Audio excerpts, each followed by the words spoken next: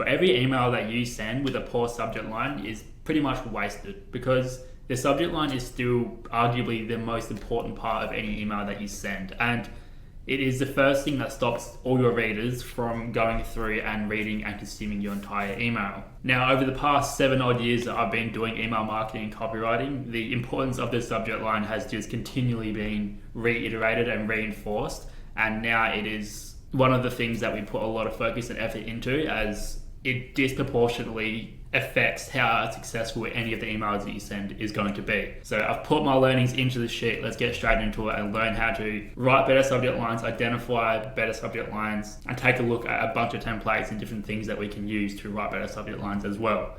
So first and foremost, this is pretty much what I just covered. And again, in short, a weak subject line equals a wasted email. Now, the goal here over a long term is to make your subject line redundant, as if you do your email marketing correctly, then people will just see the from name of your sender for your email. They'll see your name, your brand name, and they should inherently know that the emails that you send are good or they're worth reading. But in order to get there, we need to first get people to consume my emails in the first place, which do require writing especially good subject lines, or we will rely on the subject lines more so in the beginning for new subscribers or when we're working with a new brand / new list. So the goal here is to make subject lines redundant, but counterintuitively, first we need to write really good subject lines in the beginning in order to get there. So let's get into the core principles of what makes a good subject line. The first thing I'll cover here is don't be cute or be clever. Just be as efficient as you can possibly be and as straight to the point as you can possibly be. If you can write a subject line in a shorter way or more clear or concise way that might sound less cool or cute or sound like less good marketing, so to speak, write it in the clearest, most concise way. Don't be cute, don't complicate it, be clear and concise. Now, curiosity here is underlined as well, as it is the biggest, or if not one of the biggest levers that you can pull in order to get someone to read your email or to click your email in the first place. Curiosity is something that we lean on a lot, and it's something that you should be leaning on as well within your email marketing to get people to open, engage, read your emails at all. In my mind, curiosity is often the first thing I look to use or see if we can integrate it in some way, because it is just so powerful. Next is urgency or scarcity. Again, urgency is a function of time, scarcity is a function of quantity. Urgency is 2 hours left, scarcity is 2 products left or 2 left in stock, for example. And both of these are very powerful things that you can use, but you're pretty limited to when and where you can use this type of email or this principle in your subject line writing. Next is pain avoidance. Humans are pain avoidance creatures. If you can hint to your email providing some sort of pain avoidance solution, then people are going to click on it and they're going to be interested in it. And again, they're going to be curious to what it is. Relevance, if you can target your reader and call them out in some way in a very defined manner, as in calling all Melbourne males 25 to 26 years old, for example, then they're going to be curious as to what is specifically relevant to them and maybe click on the email to really just close that loop and figure out what you're offering. The more relevant you can be, the more you can call them out directly, then the better that you'll do in this case if you're doing this type of subject line. Benefit, again, if you can just lay out the benefit, if you've got a especially good benefit, deal, offer, sale, free gift, whatever, just lay it out. If it's especially good, then benefit by itself will often pull the weight of the subject line and get people to click. Next is contrast. So contrast or polarizing are 2 slightly different things, but what I'm trying to say here is if you can contrast your subject lines against the rest of the subject lines in the reader's inbox, then it will stand out more. So if everyone else is using all caps or title caps or no capitals at all, and you do the opposite, then it's just going to contrast and look different. So contrasting your subject line within the inbox of your readers is something that we think about a lot, as it can be equally as important or equally as effective when it comes to gaining attention or getting someone to take notice of the subject line of your email. Now, the last thing here, I've just put new, but really what I'm talking about here is don't use phrases or subject lines or marketing terms that you see used a lot, like 6 hours left. There's a lot of subject lines that we've seen used over and over again. And the majority of the time, you're not best served by using this exact language. If you do want to use that type of subject line, then change up the language just a little bit so it just reads differently and it's not read as something that someone's already seen before, and it is a new subject line or a new piece of copy that they have to actually read and comprehend again. Otherwise, they'll see it and then they'll associate that email with another email that they've read before, and they probably wasn't a good one, and they probably don't want to read the same thing again or take their time to open the email again. So use unique new language if you can, unless you're using a especially powerful template or subject line that you know works.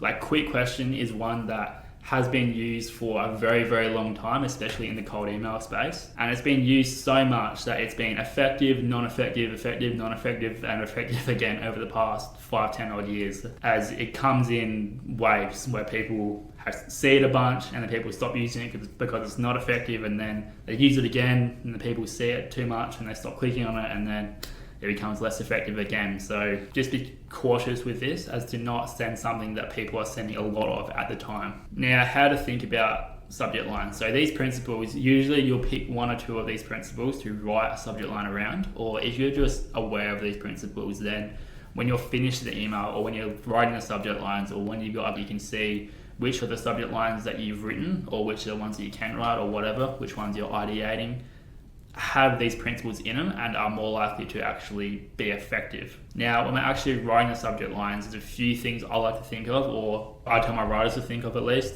is one, write like a person. So writing like a person serves you well within email marketing as a whole, within your body copy, your from name, your subject line, or whatever. Email is still a person-to-person channel, and it is designed, and you're best served by writing as a person, speaking directly to that one other person in your inbox. So you, the writer or persona from the brand, writing directly to reader that's reading this, not the brand conglomerate talking to their audience. So when it comes to writing subject lines specifically, if you can write subject lines or write copy that is language that someone might send to them one-on-one, or it sounds like that one person's just emailed this to them, then it's going to get a better response than writing corporate mayonnaise, so to speak, that a big brand or conglomerate may send to everyone within their marketing. So write from a person to person, and just don't write corporate mayonnaise, pretty much. Capitalization. When it comes to capitalization, it really changes from email to email or from subject line, and it also depends on the brand. Like if you're consistently doing some type of capitalization sort of strategy or tactic within your marketing, then you can do that. But an easy way to do this is to use capitalization to create contrast and highlight specific words or specific adjectives or emotions within the subject line. So if there's one or two words that are especially important in the subject line, then have all lowercase and then title caps empty words, or have the whole words capitals so they really stand out. It is a way that you can sort of tie in tonality into a subject line where you highlight certain words that A, stand out when the reader is just skimming through the inbox, and then B, when they actually read the subject line, it actually sounds different in their mind when they're reading it out because they're all capitalized or they're highlighted in some way. Now, brackets, we do use brackets a lot. Typically, this first and last sort of format, we rarely use these ones, but it's a great way just to interject more information into a subject line that isn't a part of just the subject line itself. So it's a great way to add in another benefit, scarcity, urgency, or just to add it in one more piece of information that isn't a part of the subject line itself. The next thing we'll cover here is newsworthiness. So this is really just a type of email or another sort of principle that you can use. But if you can associate your email with something that's currently relevant to the reader, and it's something that they know about and it's kind of in their subconscious because they've just seen it on the news or on TikTok, Instagram, Facebook, whatever, then the likelihood of them clicking your email because you're associating your product / your brand or a problem that your brand product fixes or a benefit that you get with whatever newsworthy thing or currently relevant thing that you do that is in the reader's mind, then the more likely that they are going to click it rather than just having that first piece of information by itself. So I'll talk about this a bit more later, but I've put this up here as it is especially powerful when you can use it. Now, length with an email, we at least try to keep it 8 words or fewer, as the human memory or the human short-term memory can process phrases or words that are 7 to 9 words. So this means that if you're reading a phrase that is 6 words, your brain reads it as a phrase, rather than if it's 12 words or 10 words or more, then it becomes too long for your short-term memory to remember it all at once. And then you end up breaking it up into smaller parts of the sentence where you can't just consume it all at once. Plus, when it comes to mobile users, mobile readers can only see the first 30 to 40 characters. So you got to be cognizant of this as well. And the main point here is just to keep it as short as possible. Again, I've said this before, but when it comes to writing copy, as simple, short and concise as possible is almost always the best way for writing a copy. Now, you definitely can use AI for writing copy, but the issue is it goes from not knowing how to write or what to write to figuring out what is the best subject line to use, because you've only got a certain amount of subject lines that you can use per email or per campaign or whatever. So I'd recommend writing an email, creating your own subject lines or whatever, and then getting your favorite writing AI or whatever to create another 10, 15, 20 variations for you to look at and just to see and skim over to check if there's a better one or a better alternative or a better format or subject line that you can use for your email. But usually what will happen is you'll write your own subject lines and then you'll look at the AI and you might be able to get an idea or have some intuition as to what type of subject line would be better. So you might even mix one of your subject lines with one of the AI subject lines and sort of combine them together or take portions of each. But usually the subject lines AI spit out are pretty generic, and the likelihood of you getting an especially good or great subject line from an AI just isn't as high as you creating one yourself with some new idea or new format or whatnot. Definitely use it, but just be cautious as to how much you rely on it. Testing innovation. Now, really quick, I'll go over this. If you're sending campaigns at all for your brand or for a brand, you have an opportunity to resend these campaigns every 4 to 6 plus months. I'd recommend resending campaigns every 6 months, but since you're doing this, only resending your best winners, such as best campaigns, best formats, etc. So when you're doing this, you might as well split test your subject lines on the campaigns that you're sending out the first time. So the next time you come back to resend either that campaign or variation of it, then you have data as to which type of subject line works best for that campaign. So you can either just resend the winner and get that instant win/feedback of higher open rates right then, or you can do another test, testing against more subject lines, or probably what I'd recommend more is to use the winning subject line and then test the next variable down the ladder, which would be the email lead, or if not, body or CTA. Now, this can only be done if you're not doing some sort of like meta testing across the account with other campaigns. So if you're not testing for email template or from name or something like that. But if you're sending campaigns with no A/B testing or optimization at all, then you may as well run something and learn something. So at the very least, just run a split test on your subject lines for all campaigns that you're sending out. Now, sending to more than 2,000 contacts. Now, spam trees is something that's often talked about within your subject lines, within email marketing, but it is highly contextual to whoever's sending the email. As a brand with a really good standard reputation that has got high engagement in the past and is following best practices, etc., will be able to get away with a lot more spammy language or spam triggers than a brand new sender or a sender that's been flagged or blacklisted in the past as being a spammy sender has followed bad practices. So my advice to you would just to be to test the subject lines before you send them out, or to test your emails at all before you send them out, sending a preview email to your inbox to see where it lands. If you can, send it to multiple inboxes, send it to an engaged inbox that clicks and opens emails, and to a non-engaged inbox that doesn't open or click any emails at all. And you'll see how it delivers across different types of contacts / recipients. And if they do not deliver well, then come in and make edits. Change one word at a time within your subject line to see which one might be causing it, if it is the subject line that's causing it. And you can play around with different types of formats, different languages, etc. But some general rules are stuff talking about making money or money at all will likely cause some issues. Starting the subject lines with a number is also not a great idea. Use of the word free can often cause issues. Having too many numbers at all in general in your subject lines also can cause issues. Ellipses is especially a bad trigger these days because it's been overused and abused so much. Using all caps within your subject line again is not a great idea. Overuse of special characters can cause issues, and emojis can cause issues. But none of these are hard and fast rules for anyone.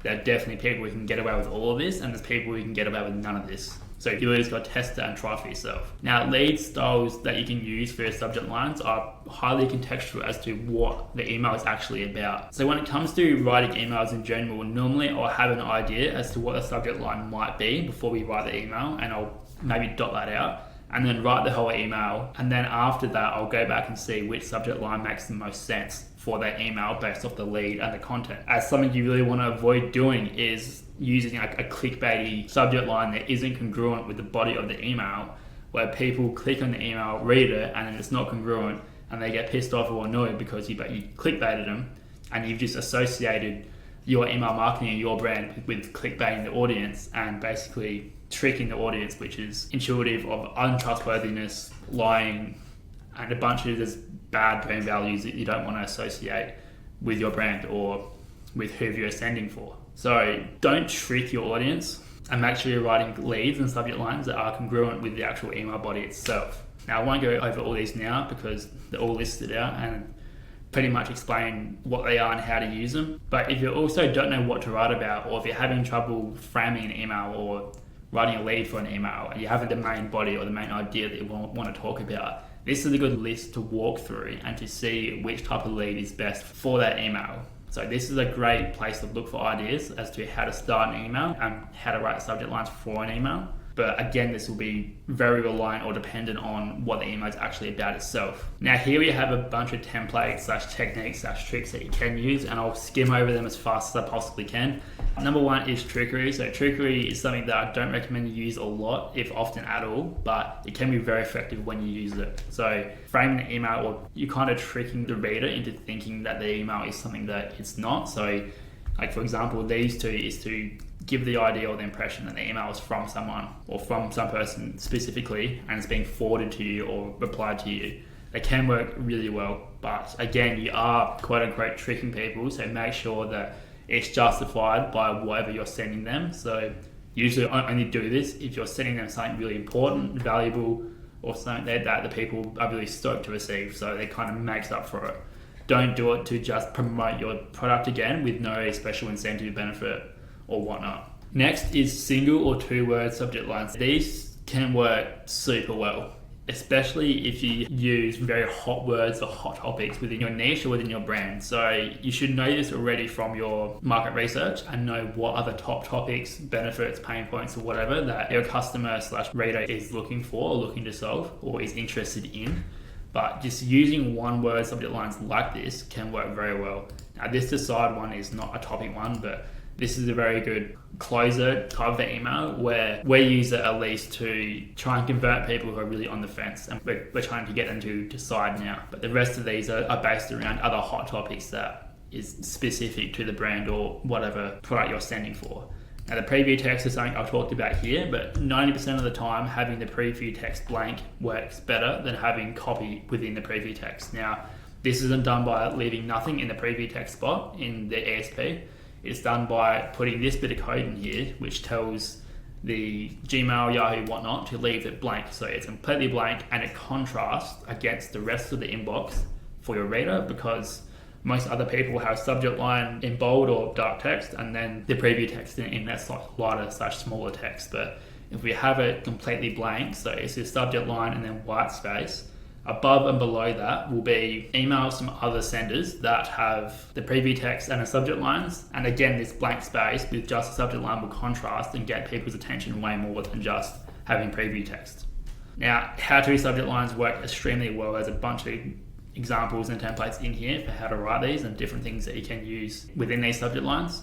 Again, it's highly contextual to the email itself. Listicles, quick hacks emails can do very well as well. So there's more templates, examples here. Problems, mistakes, pain points. Again, I'm not going to go over all of these because it will just take too much time.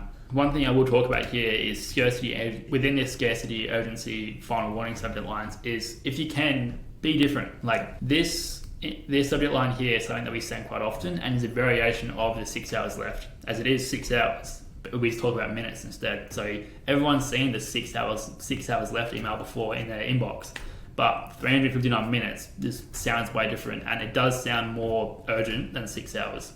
So mix it up, change it. Don't say 6 hours, say 5 or 7, or if you're doing minutes, 258 minutes. Like, change it up so it sounds different, unique, new, special, and it's not something that they've heard before. Moving on. Vulnerability can work really well, especially if it's sending from a persona within the brand or from the founder. So if you can send an email like this, like we sent this before, and actually send to a review that was overall beneficial, but the person just must have misclicked when they submitted the review and it was 1 star, but the whole review was just talking about how good it was or how good the product was. So if you can do like that, works especially well. But other ones like these, like very vulnerable or story-based emails, also work very well. Sorry, subject lines, not emails. Again, trending, this is newsworthiness. So what newsworthy / trending topic / thing that people are already being exposed to can be associated with your brand or your products in some way. Again, more templates here for how to do this. Aggressive short subject lines. So these are pretty much based on curiosity, like entirely by themselves, especially these ones. So curiosity by itself, I say this again, can do a lot of the work and get people to engage with the email, but don't do it all the time because people will get sick of it, and only do it if you have something especially good to send, or save it for when you're sending a really good offer, content, etc. Again, here this is relevance. So how relevant is this to the reader? Call them out, especially attention. Read this if you're calling out. These are all templates that you can use for email subject lines like this. Down here is a bunch of subject lines that are proven to work. So you pretty much just take these exactly and apply them to your brand or to your products, and they will do very well. Some of them are up to interpretation or up to changing for your product or your brand itself, but the ones that especially short, like stop it, impossible, question marks, like all these can do very well. And they're in here because they've either performed well for us or they perform well for another brand. We've heard and we've seen this. So these are all the ones that you can pretty much just take right now and implement and use, and it'll do very well. This one especially is still perhaps the reigning king for a subject line that does the best. Same with this. So this first name hey subject line is, at least within Klaviyo, you have the first name default variable that you can use. So if they don't have the first name attached to the profile, it'll put hey instead. So you send this as a campaign, and for all the people that you have got their first name information for, it'll just have the first name. So it'll just be John in the inbox, and then if you have the preview text code in there, it'd be John blank. So it just says the name, that's all. And it's very curiosity, like what's going on. They do very well. And then if it doesn't have that, it has hey instead. So if you can do this, but if you're in another ESP that doesn't have a default option for contacts you don't have the first name for, then I recommend not doing this or do it in a different way. But these two especially work really well, and I'd recommend saving these for specific types of campaigns or surveys or reply emails that you really need to get engagement for, or you really need people to see.